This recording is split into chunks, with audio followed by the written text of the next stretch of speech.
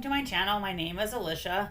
I wanted to share some of my Alaska cruise with you guys, and I also wanted to give tips. So instead of me just filming myself talking, I wanted to show kind of some videos I made in iMovie, and then I'll have some stills. But we absolutely loved our Alaskan land and cruise tour. We did it through Princess. Honestly, one of the best vacations we've ever done. I would put it on par with going to Europe or something like that in the realm of like big vacations. My number one tip really would be I 1,000% recommend doing a land and sea tour. Princess, I think, is the only one that does this, but I think Holland might as well. We started in Fairbanks and we did the Denali train, which I 100% recommend. The drive alone from Anchorage to your Whittier, which is the port, was just beautiful. All of the big kind of snow-capped mountains were here. Denali is just gorgeous. Number two tip for cruising for Alaska is do your research and plan early. They book fast, and the correct side of the ship books fast. Also, do your research. Watch some videos on YouTube. I will say take some of them with a grain of salt. There are lots of YouTubers that cruise full time and make their living that way. Quite a few of them have a list a mile long that you can buy from Amazon. Just take that with a grain of salt. One of the best tips I got was to do Glacier Bay. 1,020% recommend Glacier Bay. Only 2 ships a day are allowed in there. Holland and Princess have the most of those. So again, I would not even bother cruising Alaska if you don't go to Glacier Bay. Glacier Bay was absolutely spectacular. And I will say my favorite part of this trip was the Fairbanks through Glacier Bay. Those were my favorite. Once you get done with Glacier Bay, you're kind of doing the typical ones we've all heard of. Skagway, Juneau, and Ketchikan, which are fine. They're nice. I enjoyed them. But honestly, to me, the most breathtaking part of Alaska was Fairbanks through Glacier Bay. Honestly, pictures don't do it justice. It's just absolutely stunning. My number, and I stopped numbering them, but anyway, number 4, my tip would be get a balcony. Spend the money on a balcony and make sure you're on the correct side. If you're going north to south, you want to be on the left side. If you're going south to north, you want to be on the right side, but you want to be on the correct side so you're seeing things. I will say I really thought it was crucial to get the correct side. I will say, at least on our ship, he turned the ship so both sides got to see the glacier. And of course, you can go upstairs and out on the deck.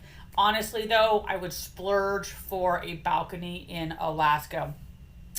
Something else to know about Alaska cruises is, at least on our cruise, which was the Princess Sapphire, dress is very casual. Most people are in hiking attire or exercise wear except for dinner in the dining room. Otherwise, everybody is very, very casual. Also, another tip is that certain excursions book up really fast. So you want to make sure you get on there and get those booked. Also, some of them change. Like in the past, we had thought about doing this prior to COVID, and there was an excursion that kind of took you to a place that's kind of guaranteed to see bears. I did not see that when I booked my excursions, but it was there once I got on the ship. So excursions are added kind of as time goes. So you might check back just to see if there's something different or better. Tip number 7 is budget, budget, budget. This is not going to be a cheap trip, and you're going to have to save. But even once you've kind of paid off the cruise portion, I didn't quite expect the money to add up so fast on the land portion.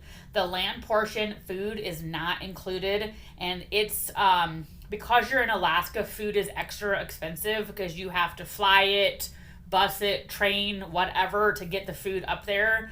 So it's $50 to $90 a meal for, we were a family of three, two adults and one child. And I will say most of them range to the 50 or 60, but you're doing breakfast, lunch, and dinner, snacks, etc.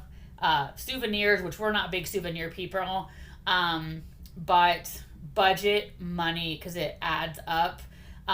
Also, something for budgeting I didn't think of is that they add a gratuity every day on the ship, which of course we were going to tip, but I didn't know that they kind of added that extra on top of it. All right, so continuing on, I also recommend getting up there a day early, just because in the last, year or so, it seems like flights are getting canceled, issues with flights. And so I really recommend flying a day ahead of time. We flew a day ahead of time, rented a car. We went on a nice hike in Fairbanks, so that way you don't have to worry. I also recommend skipping the packages. I don't think they're a good deal. It was $60 per person per day to do a package, and it included internet, soda, alcohol. I think if you're a big drinker, the package might be worth it. For us, it was not. You can get Wi-Fi on there, $19.99 per day. I mean, that is per device. Personally, I feel like it was nice to take a break. The first 50 hours, we didn't have internet. On port days, you don't need to have the internet package because there's internet at the port. So honestly, I think their packages are just to sucker you in. To my understanding, you had to do it per person, and my daughter clearly would not benefit out of the drink package. And then my last sort of area for kind of tips, etc., is what to bring. We found that you probably should bring a little bit of medicine. My daughter ended up with a cold. The ship didn't have anything. It was really expensive in Skagway for medicine. We're talking $20 for a name brand cold and cough medicine. Also, don't forget, in Alaska, it is the land of the midnight sun. So the sun does not set really in a lot of the places we were at. Every hotel, our cruise ship, etc., had blackout curtains, but they did not do enough. So I really recommend bringing an eye mask if that's a problem. Definitely a raincoat. So many YouTube videos that you will watch will tell you need seemingly 40 unique items for a cruise. I think it all depends on when you go. We were mid-July, so we had a lot of good weather. And so I don't think you need to go overboard. But if you traveled in May and June, you might want to have more things. Along the way with budgeting, also the excursions, many of them are really expensive. Also beware that they can be canceled. My bucket list item was to do land on a glacier and dog mushing. My daughter also really wanted to do dog mushing. We had just randomly picked Juneau for that. Juneau rains 3 to 5 days a week, according to one of our tour guides. Our helicopter, it was total sideways rain. No way they could take off, so it got canceled. And so just know that you could be planning the perfect trip and things happen. Weather is very variable. We got really lucky. You can have rain every day, no rain. I think no rain would probably be a little unusual, but excursions can be or are kind of really expensive. Personally, as far as Skagway, Juneau, and Ketchikan, honestly, they're really mostly just places with shops. And so I would recommend doing an excursion to get out and see things. Ketchikan was a beautiful city and felt real. Skagway just felt like it was like a movie set with shops and restaurants for us. Juneau was where we had the bad weather, so I didn't truly get to experience that. But we overall had a really just wonderful trip. And I can't recommend, if you love nature, I can't recommend going to Alaska more. All right, so I didn't want to make two videos, but I also wanted to share my experience with Princess. And so I'm going to go over some of the positives and negatives. Honestly, we loved this trip. Despite any of the negatives, I would do it again in a heartbeat. Princess really is a well oiled machine. We did the land and sea portion. On the land part, you're greeted at Fairbanks Airport. They have an envelope for you. You go to your first hotel, they have all the keys ready for you. They tell you your schedule. At the next location, you get another envelope with hotel keys, etc. So they are a well oiled machine with zero hiccups. Um, on the cruise portion, one of the big positives, the bed was so comfortable. Honestly, more comfortable than my own bed. The sheets were excellent. I will say, no matter where we were, land or sea, the um, staff were very friendly, very helpful. I really enjoyed that. On any portion, they do an excellent job highlighting the nature. They have naturalists telling you about it on the cruise. They pay a naturalist to come on and help you with things. Every little excursion that's included, they have people on there telling you about things. I really appreciated that. I was afraid that Princess is pretty much a retirement crowd. I think the Alaska cruise is kind of for the retirement crowd. Our boat was, I would say, 80% retirement. So I had been worried about the kids' camp situation.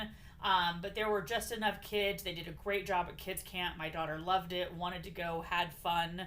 I've never gotten Wi Fi on another cruise ship, and I've heard sometimes not good things.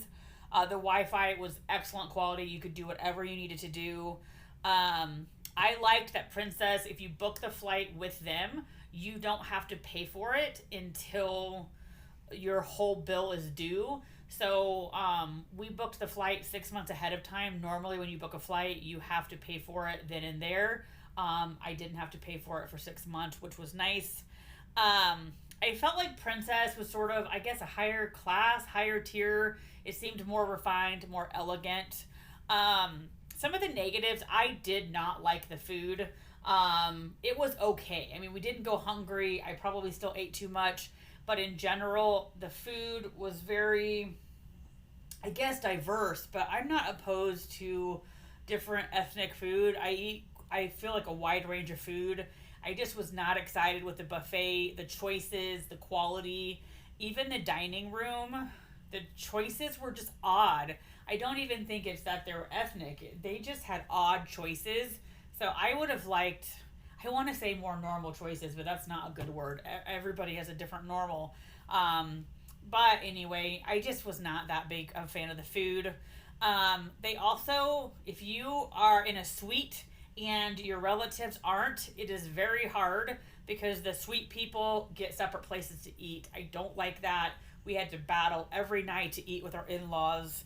I also don't like that on Princess, the basic balcony doesn't come with a couch, which seemed to be standard on like a Carnival balcony room, which is why we ended up choosing a suite just because we had my daughter and we needed a little more space.